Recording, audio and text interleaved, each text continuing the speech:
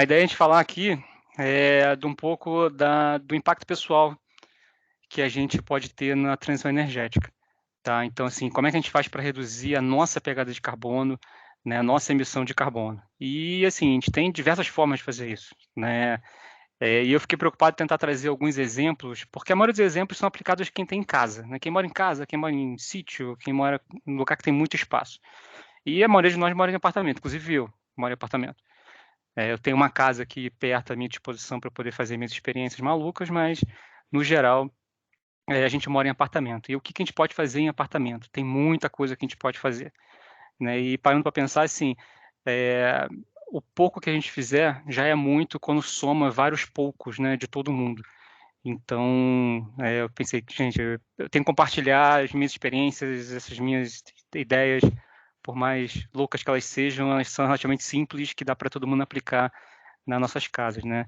E eu acompanho uma pessoa que fala muito disso, né? Que a única coisa que a gente consegue aplicar na hora que a gente divide é conhecimento, né? Então, estou querendo aqui que vocês me ajudem a multiplicar esse conhecimento, né, dentro das suas casas, com amigos e parentes e tudo mais, e a gente faz uma onda aí de tentar realmente ajudar a reduzir essa pegada de carbono, é, já que a gente não, né, por mais que esteja numa empresa, a gente não está ligado diretamente aos grandes emissores, mas a gente emite carbono emite bastante. E aí, pensando assim, o que que a gente consegue fazer para reduzir a nossa pegada de carbono, né?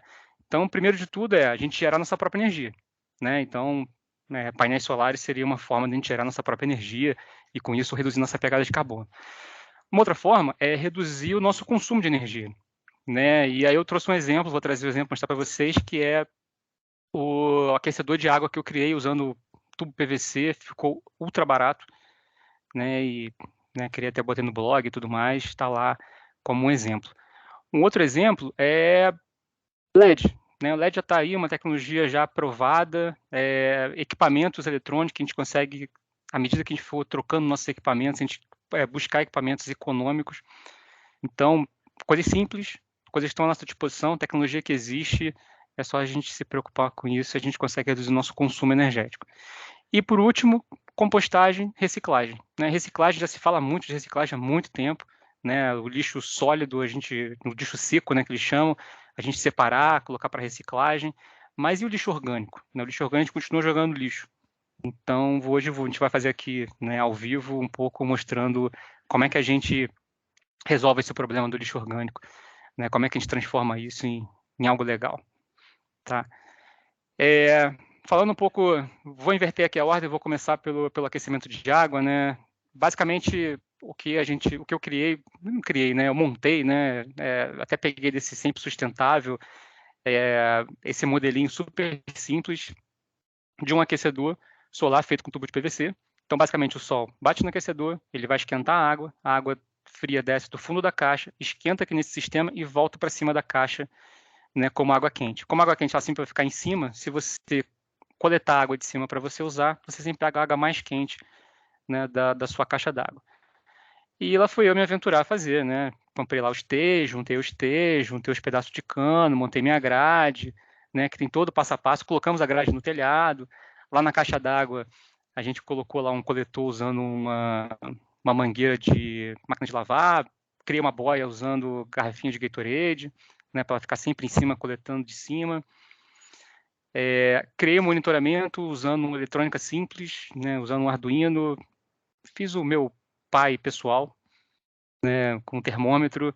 Então aqui está lá o gráfico da temperatura do telhado versus a temperatura da água ao longo do dia.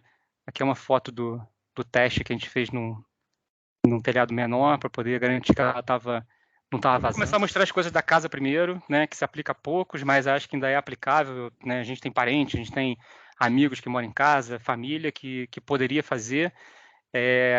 Mas eu vou terminar com a parte da composteira e tudo mais, coisa que a gente pode fazer em apartamento. Então, aqui é um videozinho de eu mostrando lá o equipamento, tá vendo? O termômetro vai lá dentro para medir a temperatura, a água chega pela parte de cima da caixa. A gente fez numa caixa pequena que tinha só para poder testar. Esse cano vem da grade, da parte alta da grade, e esse outro cano vai para a parte baixa da grade, saindo do fundo da caixa d'água.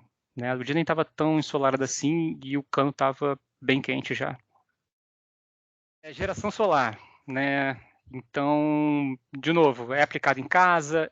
Esse aqui eu vou te falar que está mais fácil de você fazer também em apartamentos, tá? Em condomínio, porque hoje se você faz uma pesquisa de preço, né, de placa solar para condomínio e você fizer o financiamento dessa instalação, que também são instalações grandes, caras, vai dar lá 200, 300 mil reais, né? Lógico, você tem que ter telhado para você conseguir instalar uma quantidade razoável de placa. Mas o valor financiado, você paga menos do que você pagaria de energia elétrica. Eu fiz aqui para o condomínio, aqui em Friburgo, a gente paga 8 mil reais de energia, a gente pagaria financiado 7 mil reais. Então, assim, você troca, em vez de pagar para a concessionária, você passa a pagar para o banco. Eu instalei na casa pensando em compensar aqui no apartamento, tá? Então, assim, qual a conta que eu fiz, tá?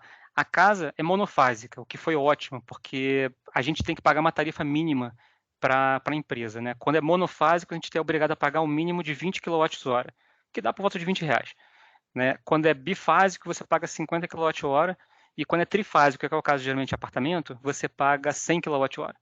Então, assim, independente do quanto eu reduzir, eu tenho que pagar 100 reais mais ou menos para a Energisa ainda da minha conta aqui do apartamento. Mas aqui a gente consome uns 175, 180 kWh. Lá na casa eles consomem bastante. Lá chega a bater 200, 200 e pouco kWh. Porque eles têm duas geladeiras, na estrutura um pouco maior, eles têm um pouco mais de coisa lá. Então o que eu fiz, gente? Eu somei, tirei os mínimos, né? O mínimo de 20 e o mínimo de 100. E fizemos a instalação, né, o sizing aí do equipamento para a gente poder compensar o que é compensável dos dois lados. E como é que é a regra de compensação? Né, você instala no que você consegue compensar mais, no que gasta mais. Então, no caso era a casa, então fechou, né, que é o que tem economia maior. E você faz um transbordo do crédito para as outras contas. Tem que ser dentro da mesma concessionária, então aqui tudo certo, era a mesma cidade, então as duas eram Energisa, e tem que ser o mesmo CPF, ou CNPJ. Então tem que ser o mesmo responsável pelas duas unidades consumidoras, né? Então a gente teve que colocar a conta de lá no mesmo CPF da conta de cá. E aí com isso eles fazem o batimento, né, a conta, a contabilidade lá dentro da própria concessionária. Né? No relógio que fica na casa, ela mede o quanto eu estou injetando e o quanto eu estou consumindo. Então, durante o dia tem o alto consumo, então, né, eu injeto pouco porque eu estou consumindo boa parte do que está sendo gerado.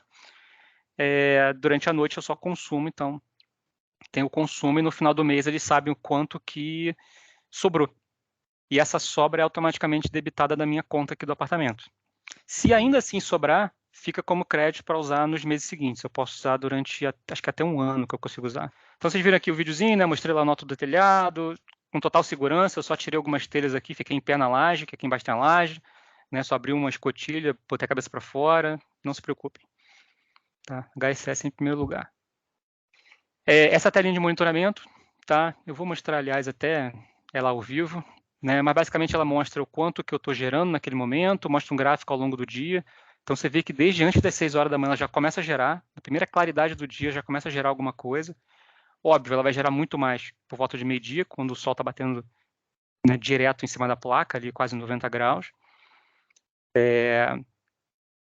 E aqui tem um acumulado. Como eu comecei a gerar tem 4 dias, né, comecei a contabilizar pelo menos no sistema, né, não tem tanta geração assim. Mas se você pensar que em 4 dias eu já economizei R$52, a conta no final do mês já fica bem bacana. A minha instalação, eu tenho 8 placas, a cada 4 placas, a cada 4 fileiras de placa dessa aqui, eu tenho um aparelhinho lá no telhado chamado microinversor, que transforma a corrente contínua em corrente alternada, ou ao contrário.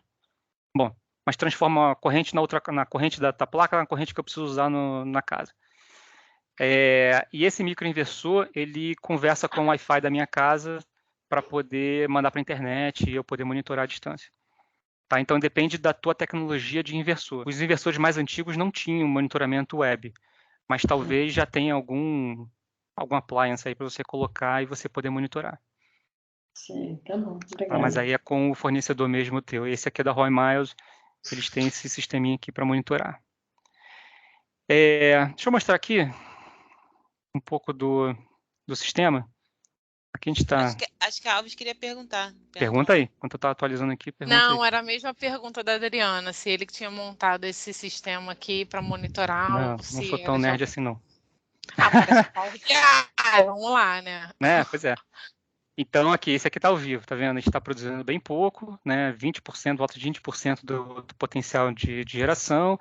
Né? Hoje eu já gerei 13,74 kWh, né? Somando aí os outros dias, os últimos 4 dias, 58. Aqui é o gráfico do dia, né? Você vê que agora de tarde realmente ficou nublado, cai bastante, mas assim continua gerando. Tem um gráficozinho dos dias anteriores, né? Quanto mais escuro, mais geração de energia. Então, no dia 15 foi o feriado, estava aquele dia bonito, né? Céu azulzão, gerou bastante, né? Gerou 18 kWh, né? Nos outros dias nem tanto. Aqui mostra desses 4 dias, né? O quanto que é equivalente em árvores plantadas. Eu já plantei 32 árvores em 4 dias, estou virando um plantador de árvore. Né? O quanto de quilogramas de CO2 que eu estou economizando. Aí, de acordo com o custo do quilowatt-hora, ele faz o cálculo, né, do quanto que eu estou economizando, digamos assim. Né? Aqui tem o layout que eu mostrei lá no print né, das minhas placas, né, as 2 fileiras de 4 placas, o quanto que elas estão produzindo agora em tempo real, né, e a nuvem aqui, o quanto que produziu. Diga. O Izzy está com a mão levantada. Vai lá, Izzy. Fala, Izzy. E a fotinha lá do telhado que os caras tiraram na instalação. No cálculo do quilowatt-hora, ele considera a bandeira tarifária, por exemplo? Tipo, nesse mês tá a bandeira vermelha, tipo, é mais caro e seu lucro é muito maior do que ele. Ele pega um valor fixo. Não, valor fixo. Eles botaram 0,9 aqui. Ah, tá, valor fixo, beleza. Eles botaram 90 centavos. Eu consigo até alterar se eu quiser aqui. Mas eles tá maior agora de 90 90, centavos. né? Porque tá a bandeira vermelha, então você tá lucrando bem mais do que isso aí. Sim, exatamente. Tá bem legal.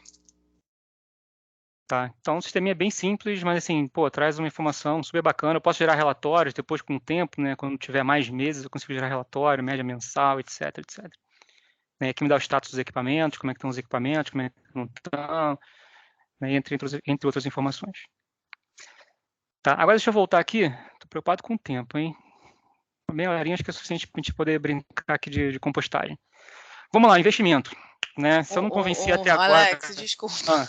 A minha tá com a mão levantada também. Vai lá, tá muito interessante, ué, né? Fala aí, o que está fala aí. fazendo? A gente tá adorando. Eu acompanho o blog do Alex, eu já até uma vez conversei com ele, porque eu perguntei para ele sobre a altura do imóvel se influencia nas placas, né? Ele até comentou que sim, por causa de sombreamento, de árvores, Exatamente. né? Seria legal você também falar sobre, né? Exatamente. Vamos lá. Existem 2 tecnologias diferentes para a produção de energia solar. Existe o microinversor, que é o que eu instalei, e o inversor central. Qual é a diferença, né?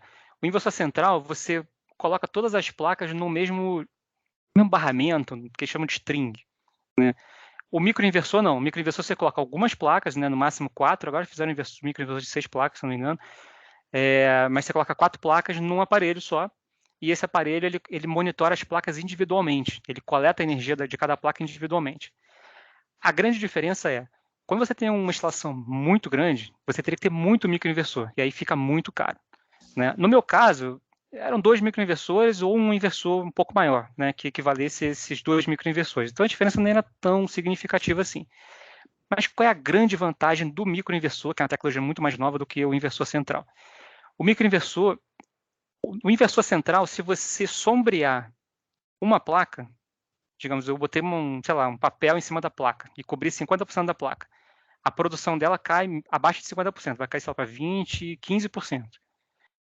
Todas as placas caem junto, porque ela está num string único. Então, se a produção de uma placa desaba, todas desabam juntos.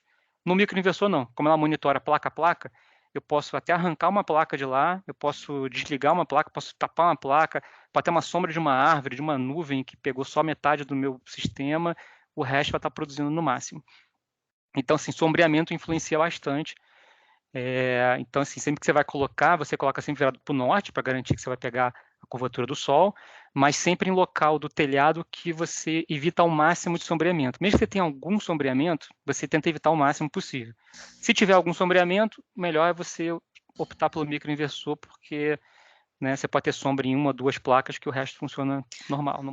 Se eu não conseguir convencer vocês até agora, eu vou convencer pelos números, né? Vamos encarar a energia solar como investimento. Digamos que você não quer botar na sua casa, eu moro no prédio, não tem, mas... Já estou convencido, Alex. Né, já está convencido, mas eu vou te Exato. convencer mais ainda. Agora você vai rapar o dinheiro do banco para poder investir em energia solar.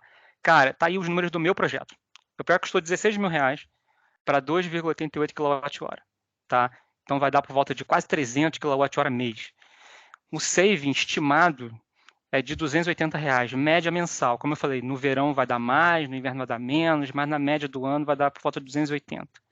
No ano, dá R$3.360, que versus o meu investimento inicial vai me dar como se fosse um rendimento, entre aspas, de 1,75% ao mês. Se vocês tiverem um investimento que dá 1,75% por mês, eu calo a boca e a gente passa ao próximo slide. Mas eu duvido que vocês achem algo que seja constante 1,75% ao mês, sem risco. Porque aqui é risco zero. Aqui vai dar isso, a não ser que o sol pare de brilhar, né? O único risco é esse. O payback em quase 5 anos, se o custo de energia não aumentar, né? Hoje a gente paga quase R$1 por quilowatt.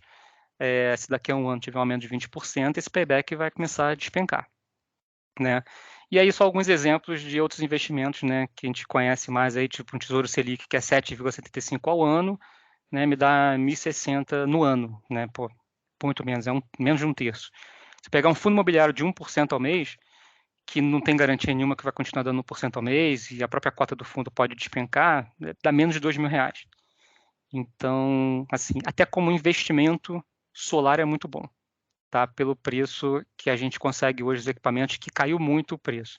Já até teve uma reunião do FEL falando sobre isso, né? Eu questionei a menina que apresentou, da AB Solar, com relação ao custo de equipamento ao longo do tempo, né? E ela falou que agora chegou num patamar que não cai mais tanto assim, o custo das placas solares, né, dos equipamentos. O que está afetando mais a gente é a cotação do dólar, porque a gente compra tudo em dólar, né?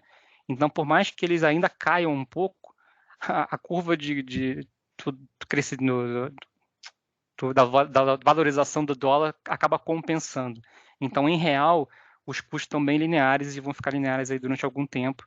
Mas a vantagem é que, cada ano que passa, você pega equipamentos muito melhores, né? Eu lembro que quando eu comecei a ver placa solar, as placas solares eram de 100 kW. Agora você tem placa de 100 watts. Agora as minhas placas são todas 360. Acho que era isso de energia solar. Vamos lá, compostagem, né?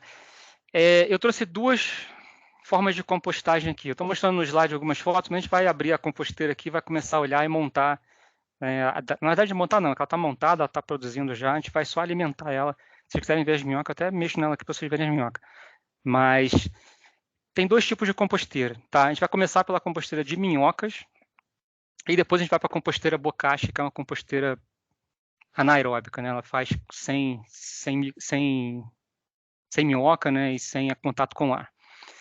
Mas antes disso, eu queria só mostrar essas 2 imagens, né? Esse aqui da esquerda, é o Clube do Humus, de onde eu comprei até essa composteira aqui. Eles postaram isso aqui no Instagram um dia desse, falando, né, hoje desviamos 430 kg de resíduos orgânicos do aterro sanitário para compostagem. Eu achei isso muito bacana. Então, assim, eles têm um terreno aqui grande em Friburgo, onde eles fazem compostagem. A gente tem lá a área de compostagem deles. E uma das coisas, eles vendem o kit de compostagem, mas eles também vendem um serviço de compostagem. Então, eles levam para sua casa um balde desse aqui, com um saquinho, um saco feito... Esses sacos que são biodegradáveis, né? E eles passam a cada 15 dias para levar todo o seu resíduo orgânico para compostagem para você. E no final do mês eles trazem um brinde. Ou trazem um pouco de humus, de minhoca, ou trazem adubo líquido, ou trazem uma mudinha de uma planta, alguma coisa do tipo, né? Então eles têm uma área grande de compostagem lá. E além de fazer essa coisa casa a casa, eles conseguiram lá um acordo com o pessoal do lixo para desviar, né, resíduo orgânico. E esse outro é um estudo que eu descobri da UFRJ, pesquisando aleatoriamente, né, do quanto de emissões que a gente evita quando faz compostagem, né? Porque no aterro sanitário, todo o lixo que você joga vai emitir metano, né? Então, quando você faz a compostagem de maneira correta, seja com minhoca, seja com esse farelo bokashi, você evita a geração do metano, porque mesmo que a parte de baixo que não está em contato com oxigênio gera metano, ao subir, o metano entra em contato com toda a parte de oxigênio e é degradado. Então, com isso, você não está emitindo metano nenhum para a atmosfera, ou se estiver emitindo, está emitindo muito pouco, né? Só alguma coisa bem residual. Né? Diferente do aterro, onde você joga lá e joga um monte de coisa por cima, aquele lixo que está no fundo é metano puro. Então, assim, a redução do GHG, né, na compostagem está nisso aqui. Além de você diminuir a quantidade de lixo, obviamente, né? Como o seu lixo orgânico não está indo para o aterro sanitário, você está evitando que lá no aterro esse teu lixo gere isso tudo de CO2 equivalente. Vamos lá, eu vou começar pela composteira de minhoca, que ela é um pouco mais complicada de montar, depois a gente monta a composteira bocashi, tá? Como eu falei, a composteira de minhoca, tá? Vou abrir a tampa dela. Você vê que está meio molhado aqui, né? Por quê? Porque a umidade fica toda aqui dentro, né? E aqui, como a gente está num lugar mais frio, a umidade toda do ar condensa e cai e fica úmido aqui. O que é bacana, minhoca gosta dessa umidade, mas aqui já está montada, tá? Como é que a gente monta a composteira? Digamos que não tem nada, tá?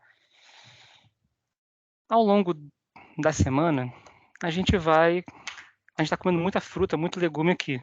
Então, vocês podem ver, aqui tem pedaço de brócolis, tem alface, tem mais um monte de coisa aqui por baixo, tá? A gente vai picando e eu vou guardando um tapoezinho desse, vou pegar aqui da câmera da frente.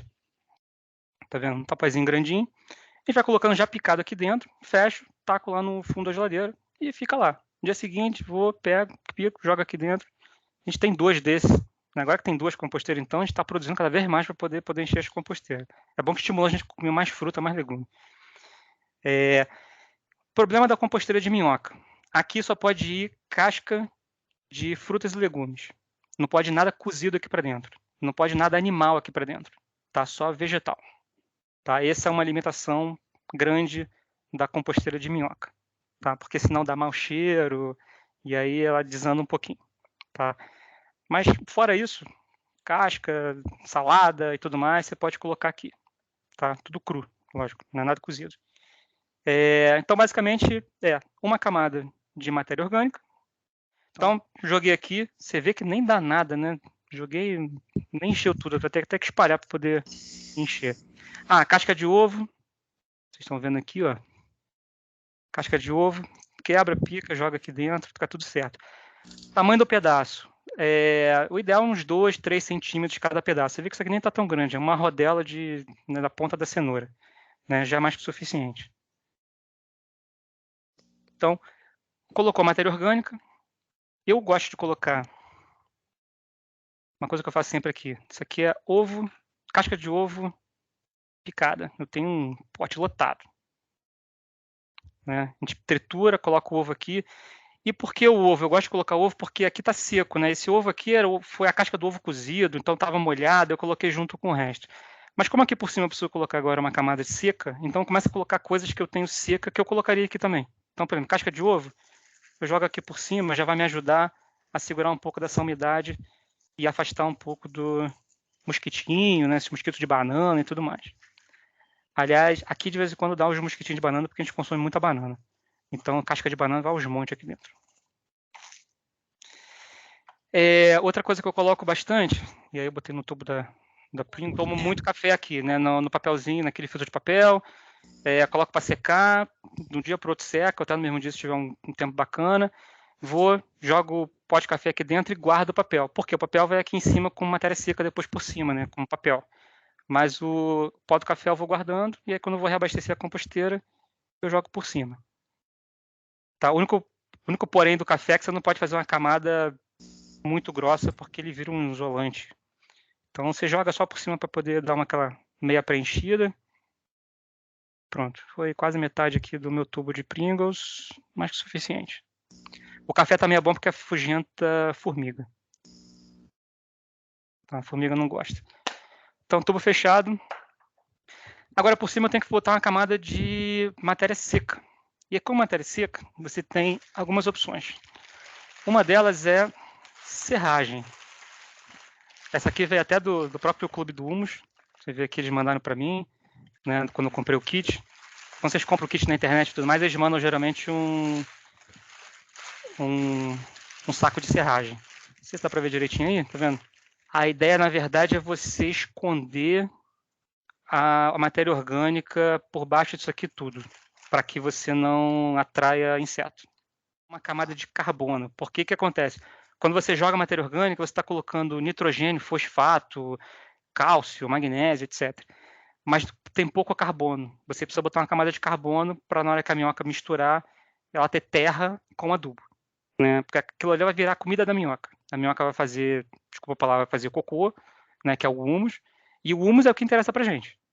Então ela vai comer, vai se reproduzir, vai gerar um monte de minhoca aqui dentro, e vai comer também o carbono. Então ela vai ter uma terra adubada. Então, bom, joguei serragem, mas eu tenho que preencher mais, né? Ainda estou vendo lá meu fundo com a comida. Uma outra coisa que eu estou fazendo aqui em casa, que eu vi uma dica na internet que eu achei muito bacana, é isso aqui, ó. Eu estou botando numa sacola, eu vou arrumar um jeito melhor de colocar, mas uma coisa que tem muito quando a gente faz mercado é embalagem, desde aquele negócio do ovo, né? Que você tem, desde o negócio do ovo até a caixa de sucrilhos, papelão. Então, você pica papelão, papel, que a gente faz pressão, desenho e tudo mais. Cara, papelão é carbono. Carbono, pigmentação. Se você vai usar para produzir comida, aí você tem que evitar coisa com pigmentação. No meu caso aqui, é para botar no jardim, flor e tudo mais. Até tem, a única coisa que eu tenho de comida aqui em casa é o meu pé de acerola. Mas assim, é tão pouco que, né, não tem que se preocupar com isso. Agora, se você vai colocar só num jardim, numa horta, aí não. Aí realmente tem que se preocupar em ter papelão o mais cru possível, né, sem tinta. Tá, então eu vou preencher aqui com o meu carbono. Bom, joguei minha matéria orgânica por baixo, joguei a matéria seca por cima, acabou. Agora é só fechar, deixa as minhocas viverem, deixa elas ficarem felizes. Quando encher de novo ali, a gente volta aqui e alimenta mais as minhocas. Simples? Tranquilo? Então vou para outra, hein? Vamos lá, essa composteira aqui é a composteira que chama de bokashi, tá? A compostagem bokashi, ela é diferente da outra que usa oxigênio, né? Usa a minhoca, etc. Essa aqui não usa nada. Na verdade, ela usa o farelo, tal do farelo bokashi, que é um micro-organismo que vai dissolver os restos que você colocar aqui de comida, tá? Mas ela é toda anaeróbica, então ela tem que ser feita sem ar. Então essa tampa aqui ela fecha hermeticamente, que é até ruim de tirar, leva um tempão para conseguir arrancar. Diferente da outra, que eu tenho um balde grande só para pegar líquido, esse aqui eles malandramente fizeram um fundo falso, que eu achei super inteligente. Tá vendo? O fundo ele tem uma certa altura, mas é um fundo falso.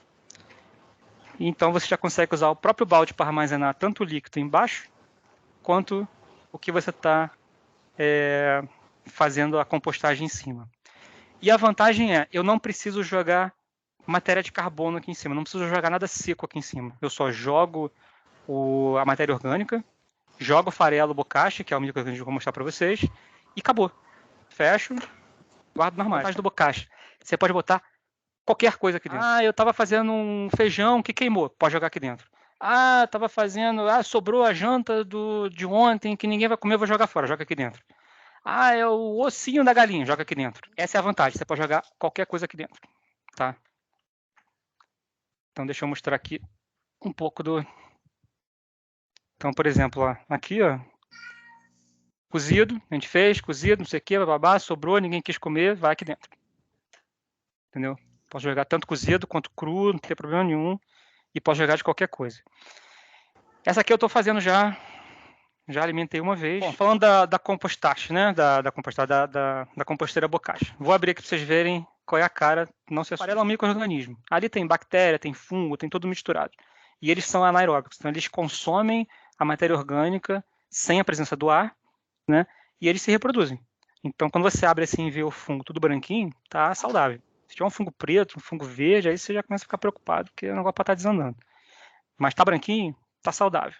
Significa que ele está digerindo. Quando você abre o cheiro de fruta.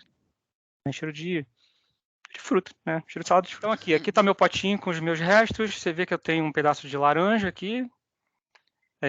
O osso já está lá para baixo, eu já botei o osso lá para baixo na primeira carregada. Eu tenho até fungo aqui. Tem um shiitake que a gente comprou aqui para poder fazer um negócio diferente em casa no feriado, casca de ovo e entre outras coisas. Procedimento, mesma coisa, tá? Como eu já tenho uma camada de farelo ali, eu não preciso jogar farelo por baixo para poder entrar em contato com o alimento, né? Eu posso simplesmente jogar o alimento por cima. Ah, tá, o mesmo procedimento. O bom é picar, mas não necessariamente. Você pode deixar em pedaços grandes, né? Aqui, ó, casca de banana, não sei o quê. Não tem muito erro, não. Qual que é o truque aqui? Joguei, né? Dei uma meia espalhada. O que eles recomendam fazer? No kit vem um negócio, tipo um espremedor. Vou mostrar para vocês. Eu tinha esquecido de trazer. Isso aqui. Tá? Para você espremer tudo isso aqui. Para quê? Para tentar tirar o máximo de ar possível que fica entre as partes. Tá? Então você espreme tanto assim, né? Porque ele vai se espremendo mesmo ao longo do tempo. Mas tenta tirar a parte do ar. Né? E quando você espremer a camada de cima, a camada de baixo é espremida automaticamente. Então, né, o que se não espremeu dessa vez vai espremer na próxima. Né? Você dá uma uniformizada na base. Nessa doente, esse pote de sorvete, eu acho que tem coisa dessa, mas no final das contas dá quase nada de volume aqui. E aí o farelo é isso aqui. Deixa eu botar pertinho para vocês verem.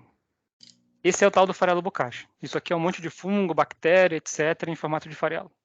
Tá? E aí você coloca 2 colheres de sopa espalhada aqui por cima. É isso aqui que fica branco. Que vai ficar comprei branco. 1 quilo de farelo que vem no meu kit e diz eles que 1 quilo dá para 1 ano. Botei o farelo, acabou. Agora é só meter a tampa aqui e esperar a próxima recarga. Tá? Desvantagens do bokashi. Nem tudo é perfeito, né? Desvantagens do bokashi. Isso aqui leva por volta de... Vai levar aí um mês e pouco para eu encher tudo. Talvez até leve mais, né? Eles sempre mandam 2 porque você enche um, acabou de encher, você guarda esse cara aqui no armário, guarda num lugar e vai encher o outro.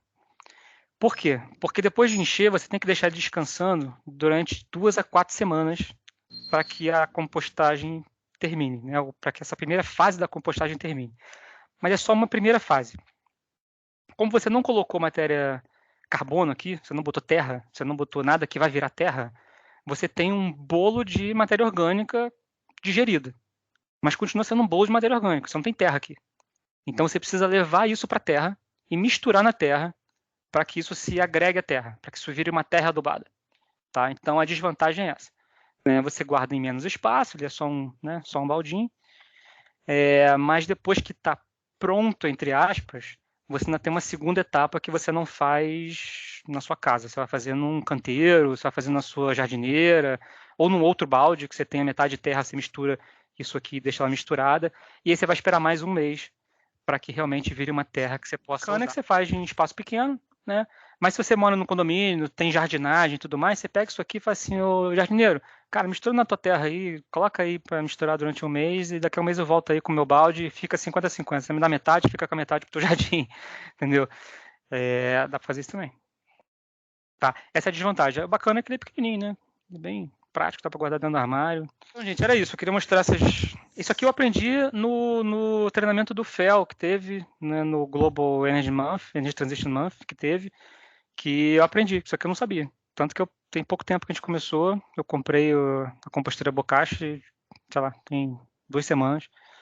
E aí chegou aqui em casa e a gente começou a brincar com ela. Tanto que eu ainda estou na primeira, a outra está vazia ainda. E no blog eu dou os detalhes, eu acabo escrevendo um pouco mais, então eu dou mais detalhe por escrito mesmo. Tá? E vou mandar o link também, que eu acho bacana, do vídeo mostrando lá o veleiro da família Schurman, que é muito maneiro. Então, gente, façam, multipliquem, compartilhem o vídeo, o áudio, o blog, tá? E a gente vai se falando. Qualquer dúvida, me avisa.